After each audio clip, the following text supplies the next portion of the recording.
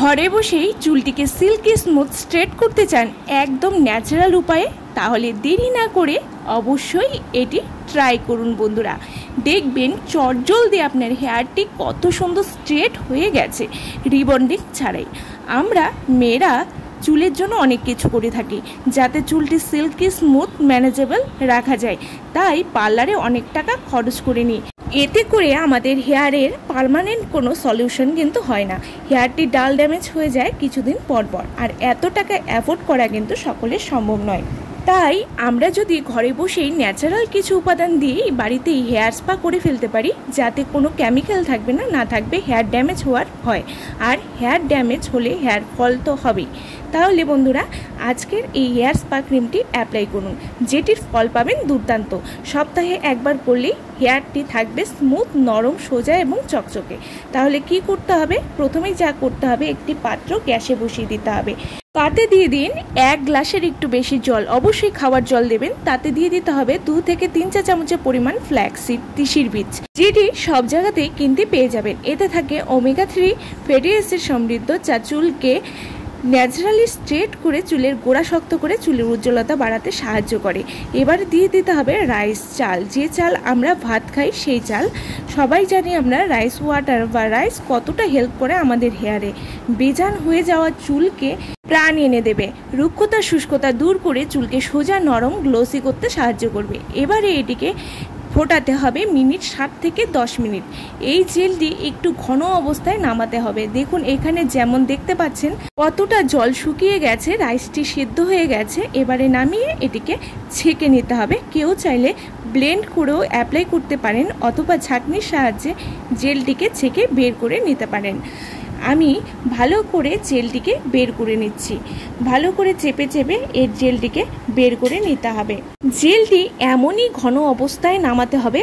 আজকের স্পা ক্রিমটি তৈরি করার জন্য এরকম ঘন অবস্থাতেই জেলটিকে তৈরি করে নিতে হবে।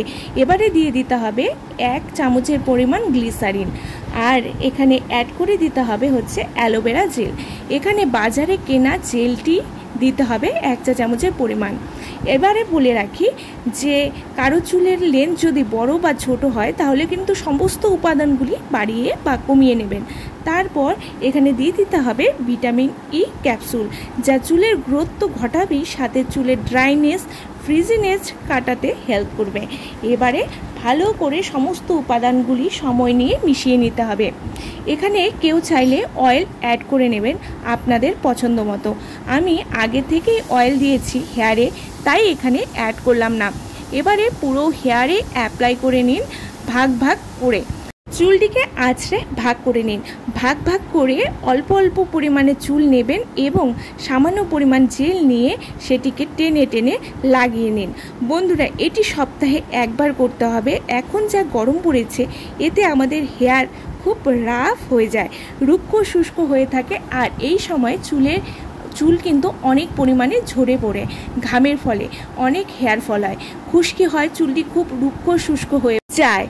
তাই এই সময় আমাদের হেয়ারের বেশি করে যত্নের প্রয়োজন। তাই সপ্তাহে একবার যদি এই উপায়টি করেন, দেখবেন পার্লারের আর প্রয়োজন পড়বে না। বিনা খরচেই বাড়িতে সুন্দর হেয়ার স্পা করে নিতে পারবেন এবং ন্যাচারালি চুলকে লম্বা, ঘন, মজবুত করতে পারবেন যদি রেগুলার এই স্পা ক্রিমটি বাড়িতে করেন। এটি ছেলে মেয়ে সকলেই দিতে পারবেন। পুরো চুলকে ভাগ ভাগ করে নিয়ে আমি পুরো স্পা ক্রিমটি কিন্তু আগা থেকে গোড়া পর্যন্ত ভালো করে লাগিয়ে নিয়েছি এবং চুলটিকে সোজা অবস্থায় রেখে দিন 1 ঘন্টা। তারপর শ্যাম্পু করে নিন। চুলটি ধোবার পর লক্ষ্য করবেন যে কি ভালো রেজাল্ট এসেছে এটির ব্যবহারে।